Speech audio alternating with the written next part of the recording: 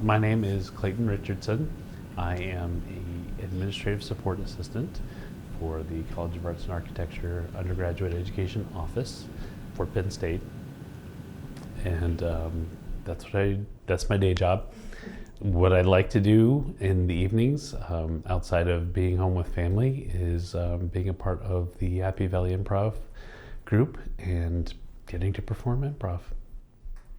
You scared the shit out of them!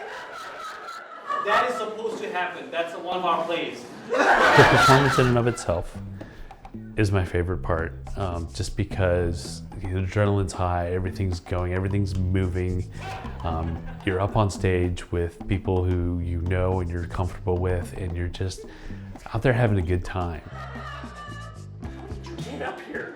The basic long-form improv. What we do is we start with an audience member giving us a word, and then there will be three people who go up who give a real-life story related to that word, and then we start building off of those inspirations and a number of scenes to fill that slot time on it. It's just a community thing. For the third set, we say goodnight to everybody. We're supposed to go over to the door and thank the people for being there, which is kind of nice. I like doing that. I like being a part of that. As a performer, to know how you've affected people, that they've appreciated that. So it's a nice give and take. I like improv for a number of reasons.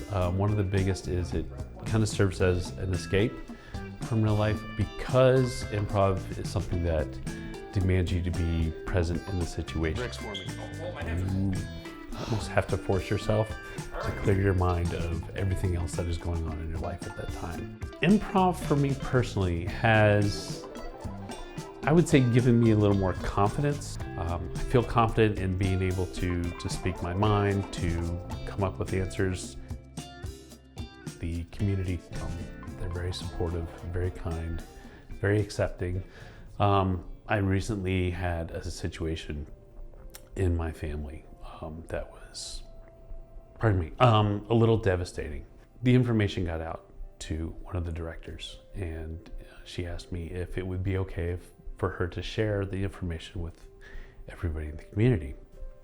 And it was actually a process for me to try and figure out whether or not I wanted to bare my soul as far as that went. And knowing that if other people in the community were going through the same thing, that I would want to be there for them in any way possible.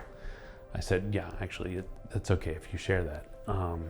So she did, and it was just wonderful. A lot of people reached out to say, hey, if there's anything I can do for you, I'm happy. It was nice to be able to lean on them a little bit.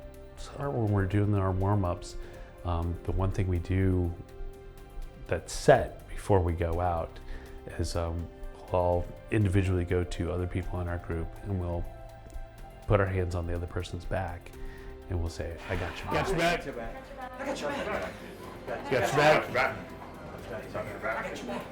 Just kind of reinforces the idea that we are there to support each other. Got your back. When I joined improv, I did not have a goal. The goal for me was to do something new and fun. So in that sense, yes, I've gotten to that goal.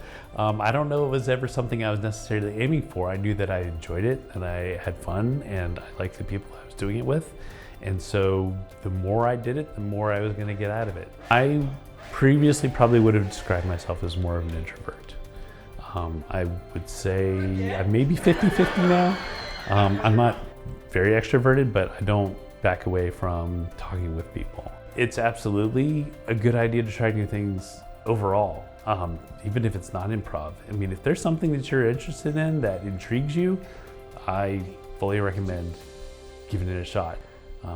That's the spice of life. That's what makes people and life interesting.